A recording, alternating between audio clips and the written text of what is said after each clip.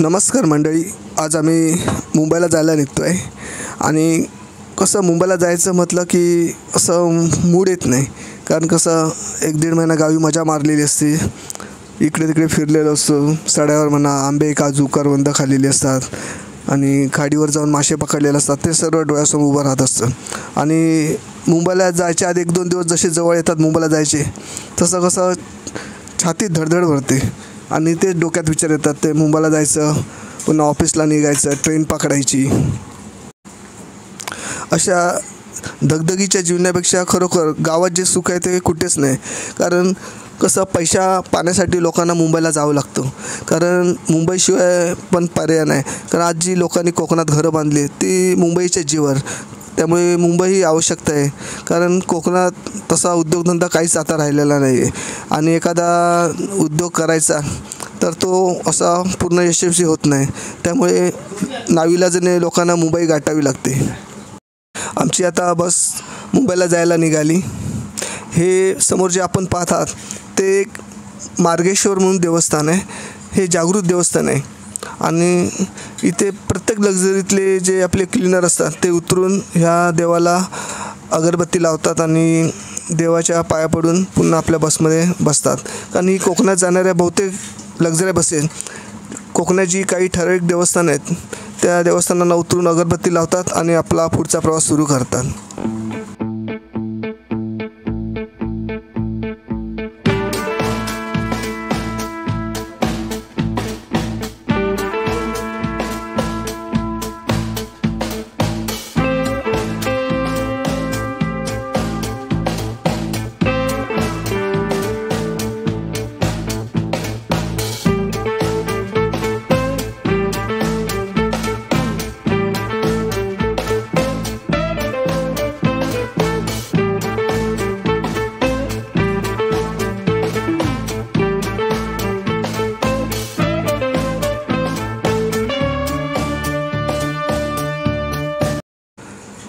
आपण जे समोर पाहत आहात ते कालवल ब्रिज आहे आणि समोर दिसते ती कालवलची खाडी आहे.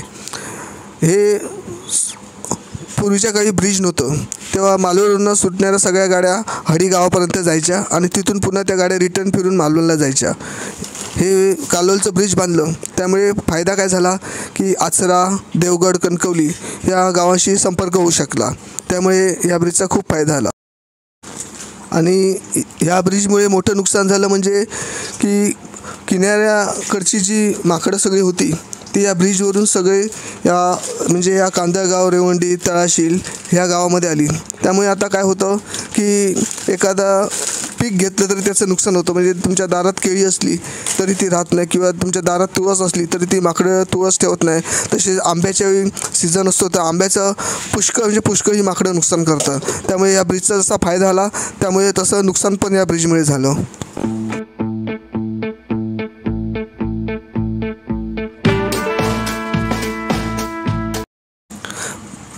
पहिले बघा ट्रेन नव्हती, लोक एसटीने प्रवास करायचे आणि कसं जी मुंबईला ज्या लोकं निघायची तेव्हा ते गावातली लोकं त्यांना पोचवायला यायची आणि कसं ड्रायव्हर एसटीचा जाऊन बसला की जे पोचवायला आलेले लोक असे त्यांच्या डोळ्यात लगेच पाणी यायचं आणि ते लगेच कशी रडायला सुरुवात करायची. का? कारण आता जी आपली मुंबईची माणसं आहेत ते आता कधी गणपतीला येतील किंवा पुढच्या मे महिन्यात येतील या विचाराने ते डोळ्यात पाणी काढायची आणि रडायची. आता तसं नाही राहिलं.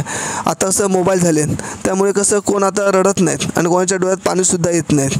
पण असं वाटतं की ते पूर्वीचे दिवस खूप चांगले होते. लोकांमध्ये आपुलकी होती, आवड होती.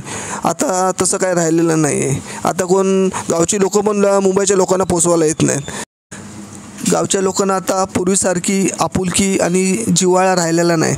त्यांना मुंबईची लोकं आली काय गेली काय सारखीच वाटतात.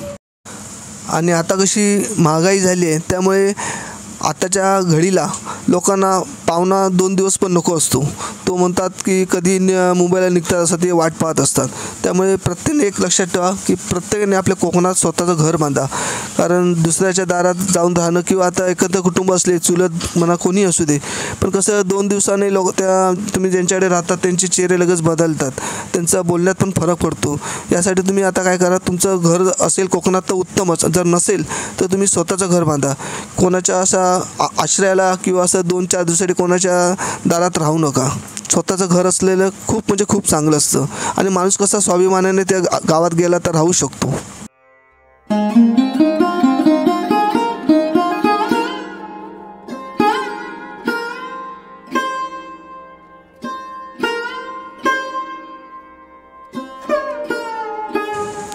आता कसं झालं आहे की गावातली लोकंसुद्धा मुंबईच्या लोकांना विचारत नाहीत. म्हणजे कसं होतं की आता गावी समजा मुंबईची लोकं आली असली तर ती कशी गावातल्या लोकांना म्हणजे अशी मदत करत नाहीत. म्हणजे समजा एखादा काम करायचं असेल, समजा आता आपण जेवण झालो तर जेवण झाल्यानंतर ती ताटं धुवायची असतात. ती ताटं न धुता जाऊन कशी खळ्यात बसून मग गप्पा मारत बसतात. त्यांना अशी मदत करत नाही. मग कसं आग लागायला अशी मशालच हवी अशी नाही, एखादी आगीची ठिणगी पण बसवते की ते पूर्ण आग लावू शकते. अशा छोट्या छोट्या गोष्टींना वाद होतात. आणि दुसरी म्हणजे गोष्ट, आपला समजा एखादा भाऊ गावी राहत असेल आणि तुम्ही मुंबईला राहत असेल तर ते आपल्या गावच्या भावालाही थोडी मदत केली पाहिजे. कारण तो कसा गावी असतो, तो तुमचं गावचं घर सांभाळतो, तुमची जी झाडं असतात आंबा काजू तो भाऊ सांभाळतो. त्यामुळे तुम्ही त्याला अशी मदतीचा हातभार लावला पाहिजे. कसं तुमच्या भावाला सुद्धा वाटतं की आपल्याला आपल्या भावाचा सपोर्ट आहे म्हणून. त्यामुळे कशी आपुलकी वाढते. आता आपल्या कोकणातल्या काही लोकांना अवदिसा आठवली. ती अवदिसा म्हणजे काय, आता लोक जमिनी विकायला लागलेत. कारण कसं स्वतः पैसा कमवायची त्यांना थोडीसुद्धा हिंमत नसते. आणि आपल्या ज्या पूर्वजांनी जमिनी राखून ठेवल्या आहेत. आता बघा, पूर्वी लोक गरीब होती, त्या काळी लोकांना पोटभर अन्न पण मिळत नसायची, 4-4, 5-5 मुलं असायची, पण अर्ध्या भाकरीवर लोकं राहायची, पण त्यांनी कधी आपली जमीन विकली नाही. पण आज हे मुंबईत नोकरी करतात, चांगल्या हुद्द्यावर कामाला आहेत, पण आज काय करतात, पूर्वजांचे जे जमिनी आहेत ते आता विकायला बघतात आणि करते ह्या जमिनी विकतात आणि मग काय करतात, बदलापूर किंवा नेरळ, माथेरान, कर्जत तिकडे जाऊन एखादा 2 BHK घेतात आणि राहतात. आणि कसं एक असतं की तुम्ही जर दुसऱ्याची संपत्ती अशी हडप केलात किंवा एखाद्याची कष्टाची जमीन जर बळकावली तर ती पचत नाही. आणि काय करतात, हे बदलापूरला किंवा वांगणी कर्जतला ब्लॉक घेतात आणि नंतर त्यांना कळतं की ते काही राहण्यात अर्थ नाहीत. समजा एखाद्याने 20 लाखाला ब्लॉक घेतला असेल तर त्याला तिथे गेला कळतं की आपण उगाच इकडे ब्लॉक घेतला, कारण तिथे सोयी नसतात, सुविधा नसतात, कामाला असतात विटीला आणि ब्लॉक घेतात बदलापूरला. मग काय करतात, त्यांना कळतं की आता ब्लॉक काय विकला जात नाही. आणि ते समजा 20 लाखाला जर त्यांनी ब्लॉक घेतला असेल तर तो ब्लॉक 15 लाखाला पण कोण विकत घेत नाहीत. म्हणजे काय, कसं घेऊन ते पस्तावतात. मग काय करतात, कधी शनिवार रविवारची सुट्टी असली की जाऊन तिथे राहतात 2 दिवस, पुन्हा येऊन आपल्या राहत्या मुंबईच्या घरात येऊन राहतात. हे असं नुकसान का होतं, कारण तो 2 BHK घेतलेला असतो, तो स्वतःच्या कष्टाच्या पैशाचा नसतो.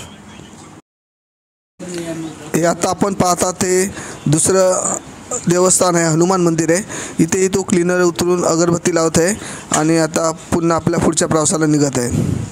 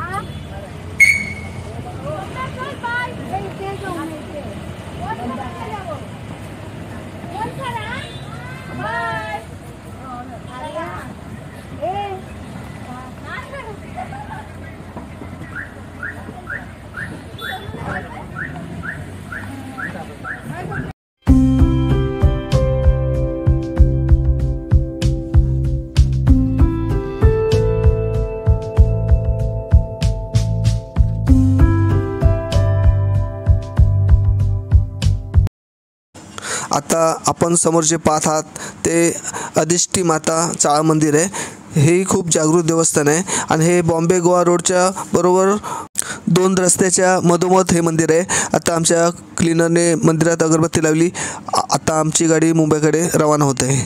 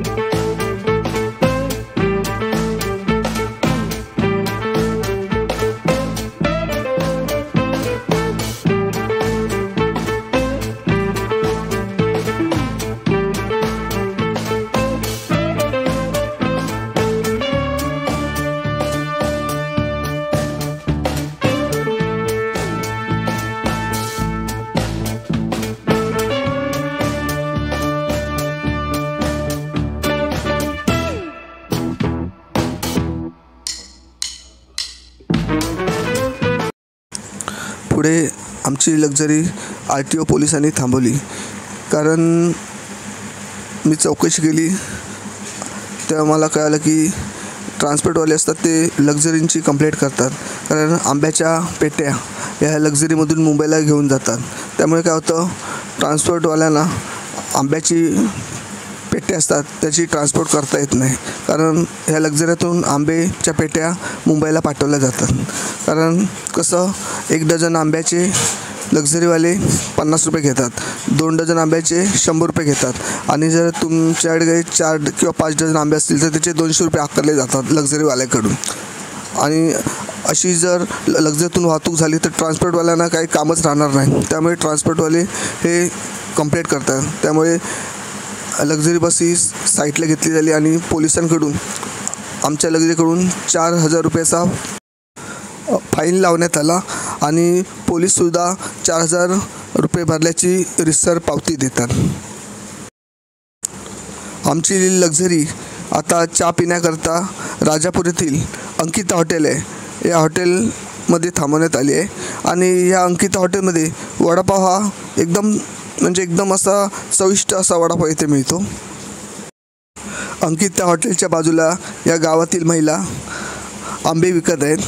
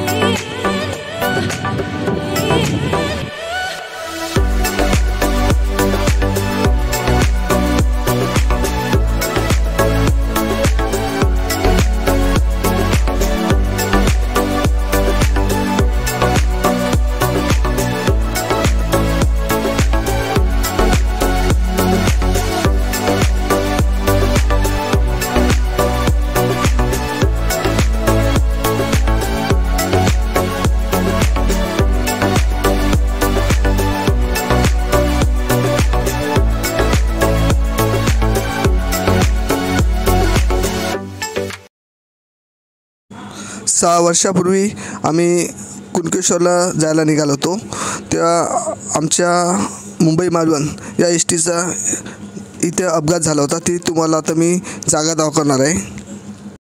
समोर जो आपण स्लोप पाहतात बघा, समोर एक गाडी येते, तशी आमची एस टी वरून अशी वेगात आली, कारण हा सगळा उतार आहे आणि ड्रायव्हरचा कंट्रोल राहिला नाही गाडीवर.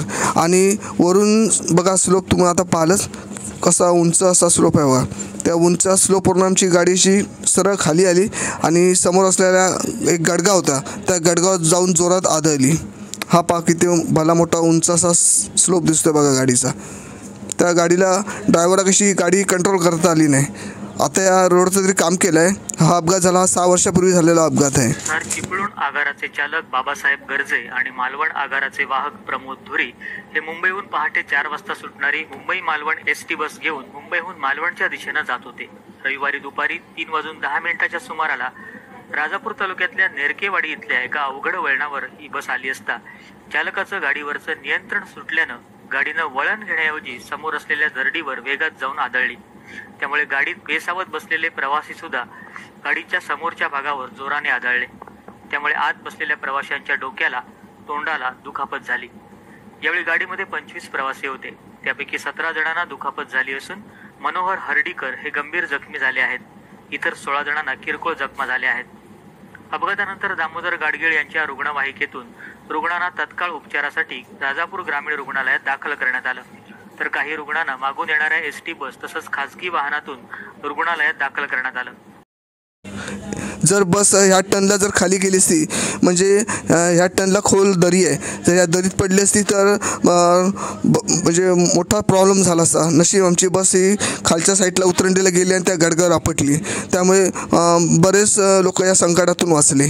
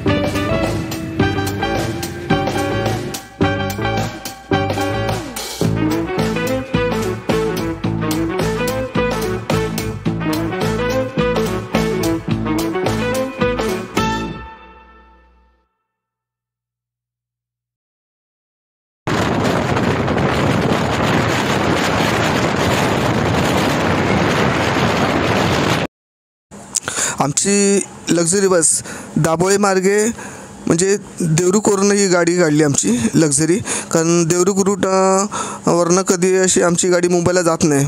काहीतरी रस्त्याचा प्रॉब्लेम झाला म्हणून देवरुख मार्गे आमची लक्झरी काढण्यात आली. आणि हा देवरुख गाव आम्ही पहिल्यांदाच बघतो आहे, कारण खूप सुंदर असा गाव आहे आणि वातावरण पण एक चांगलं असं प्रसन्न वातावरण असं लक्झरीमधून पाहायला मिळालं.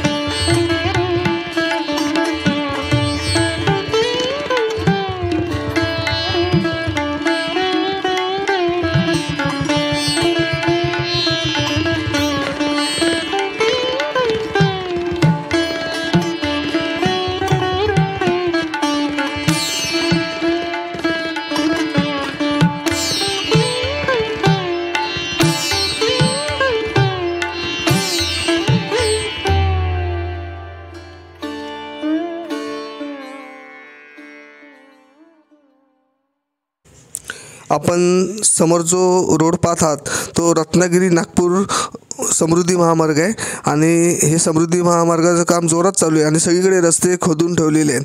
पण ह्या समृद्धी महामार्गाचं आपल्या कोकणी माणसाला काहीच फायदा होणार नाही.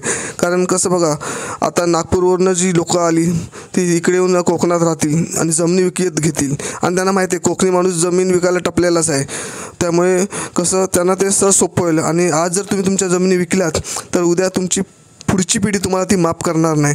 कारण आज बघा प्रत्येक बाहेरची लोकं आज कोकणात येतात, दुकानं मोठमोठी दुकानं थाटत आहेत आणि आपल्या लोकांना काय काम आहे तर लक्झरी आल्या हॉटेलला त्या पार्किंग करायची किंवा दुकानामध्ये भजीच्या पुड्या पॅकिंग करायची, ही आपली कोकणी माणसाला कामं दिलेली आहेत. आता कोकण रेल्वेत बघा लोकांच्या जमिनी गेल्या पण कोकण रेल्वेत नोकरी देतो सांगितलं आणि त्या लोकांना काय नोकऱ्या दिल्यात तर ट्रेन गेली की हिरवा झेंडा दाखवायचा आणि ट्रॅकमध्ये जी कामं असतात ते हातात हातोडे घ्यायचं आणि ट्रॅक ते सगळे चेक करत फिरायचं, ही कामं दिली आहे. आणि जे बाहेरचे लोक आहेत बघा त्यांना ट्रेनमध्ये म्हणजे कोकण रेल्वेत म्हणजे स्टाफमध्ये कामं दिलेली आहेत ऑफिसची. त्यामुळे विचार करा पुढच्या गोष्टी की तुम्ही तुमच्या जमिनी विकू नका. कारण आज हे असे समृद्धी महामार्ग होतात खरे पण त्या कोकणी माणसासाठी काहीच त्याचा फायदा होणार नाही.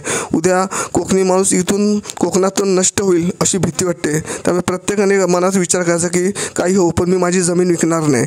मी तुम्हाला ह्या व्हिडिओतून हा एक संदेश पोचवत आहे की तुम्ही आपल्या जमिनी विकू नका.